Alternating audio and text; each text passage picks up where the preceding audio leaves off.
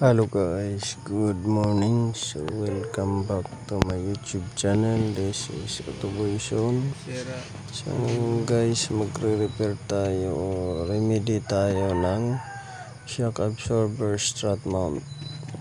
So para maiwasan yung mabilis na pagkasira, dahil nag-uumpisa na siya guys na lumambot yung guma. So, paano natin i-remedy nito para maiwasan yung pagkasira agad at ma-minimize yung mabilis pagkasira ng parts at humaba pa yung lifespan ng parts. So, panoorin nyo guys yung video kung paano ko inaayos ito at ginagawa ng remedy. So, preventing to guys para sa parts na hindi mabilis siya masira.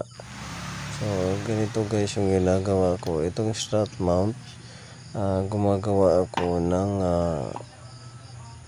rubber para isapi dyan sa ibabaw para hindi direct na yung vibration ay ma-absorb ng strut mount at mabilis masira yung rubber sa ibabaw at yung bearing. So ang ginagawa ko guys nito guys, at para humaba pa yung buhay ng parts, gumagawa ako ng additional gasket sa ibabaw.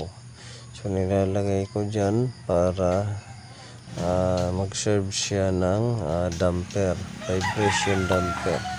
So pagka ganyan guys, nag-release yan guys ng direct vibration doon sa bakal.